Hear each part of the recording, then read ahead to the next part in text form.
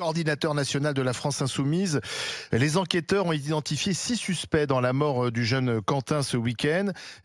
Il se confirme que ces suspects sont membres de la Jeune Garde. Est-ce que vous allez couper les liens avec ce mouvement Antifa? Mais d'abord, ce mouvement, la Jeune Garde, il a été dissous.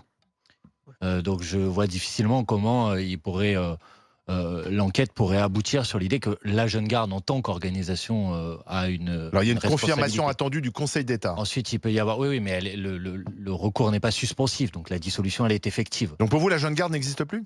Elle a été dissoute. Oui.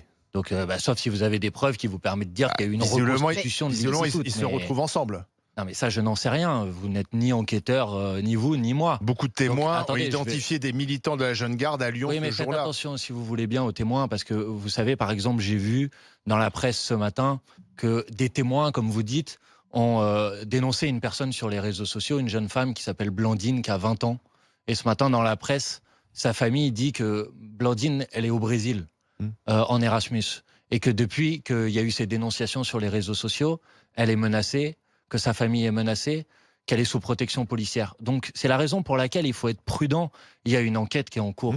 Maintenant, moi, j'ai condamné dès la première heure ces faits-là, parce que évidemment, je ne peux pas être d'accord avec le fait qu'on frappe un homme à terre, qu'on tue quelqu'un. Et évidemment, c'est totalement étranger à ce que sont les méthodes politiques et les principes politiques de la France Insoumise. Sauf que dans votre groupe parlementaire, il y a un député LFI, Raphaël Arnaud, qui est le cofondateur de cette Jeune Garde. Cette Jeune Garde qui a été soutenue par Jean-Luc Mélenchon. Oui, L'été 2023, Jean-Luc Mélenchon est allé au camp d'été de la Jeune Garde. Lorsque le ministre de l'Intérieur de l'époque, Bruno Retailleau, décidait de dissoudre la Jeune Garde, vous étiez contre. Vous l'avez d'ailleurs manifesté à l'Assemblée nationale. Vous regrettez Est-ce que vous regrettez d'avoir soutenu jusqu'au bout ce mouvement? Pas du tout. Écoutez, regardez. Moi, je soutiens, j'ai soutenu, je soutiens et je continuerai à soutenir des groupes et des militants qui font un travail d'autodéfense populaire. L'autodéfense, c'est de la violence. Non, justement. C'est bien la distinction qu'il faut poser dans ces faits. Moi, je soutiens des groupes ou des militants qui font ça. Pourquoi? Parce que vous avez un contexte à Lyon qui, depuis des années et des années, fait que vous avez des groupes d'extrême droite qui sèment la terreur dans la ville. Et je voudrais bien qu'on puisse le dire quand même. Ismaël Ali a été tué au mois de janvier. Il y a un jeune homme qui a été tué avec un meurtre raciste. Il a été retrouvé dans un étang. Il y a des personnes LGBT ou des personnes racisées qui se font agresser dans la rue. Donc c'est aux gens de faire la justice eux-mêmes? Non, attendez, laissez-moi terminer si vous voulez bien. Ça, c'est le contexte à Lyon. Et donc, il y a des gens qui se sont organisés pour faire en sorte que les personnes soient en sécurité, pour faire en sorte que les événements puissent se tenir. Quand c'est de l'autodéfense, à coup de poing. Non, précisément, si vous allez me laisser jusqu'à mon terme, et vous allez comprendre la distinction qui est très importante. Précisément, quand il s'agit de se défendre, oui, j'appuie et je soutiens ces initiatives. Donc, vous avez l'impression que là, le Quentin, il s'est défendu. Est-ce que vous avez l'impression que Quentin s'est défendu? Pas du tout. Il a été lynché, ils étaient 6 ou 10 sur lui, à lui taper sur la tête, monsieur. Vous ne pouvez pas dire ça. On ne parle pas d'autodéfense, il n'était pas en train de se défendre. Si vous m'avez laissé terminer ma phrase plutôt que de m'agresser pour commencer, madame. Parce que vous ne pouvez pas dire ça, monsieur Bompard. Vous êtes un élu aujourd'hui. Laissez-moi terminer mon propos au lieu de le couper. D'accord? Moi, je soutiens les initiatives d'autodéfense et donc je ne soutiens pas et je condamne absolument le fait qu'on frappe un homme à terre parce que ça n'a rien à voir avec de l'autodéfense. Vous voyez cette distinction? Elle est mais le terme autodéfense est très ambigu. Mais si vous m'aviez laissé parler jusqu'au bout, vous l'auriez compris. Oui, mais Madame Bompard, le terme d'autodéfense est très ambigu. La Jeune Garde organisait des camps où ils apprenaient à se battre, des arts martiaux, etc. On sait très bien que l'autodéfense, c'est faire le coup de poing. Pardon, je ne comprends pas ce que vous préconisez.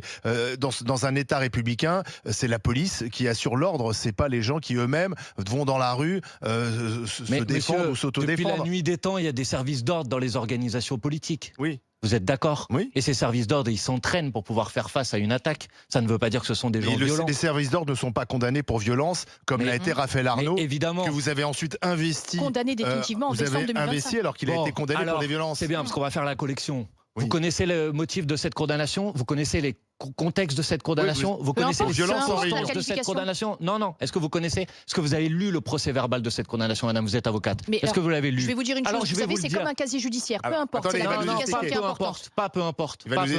Alors, expliquez-nous. Voilà ce qui s'est passé ce jour-là. Il y avait une manifestation à Lyon de personnes LGBT. D'accord? Et il y a 80 néo-nazis qui ont attaqué cette manifestation.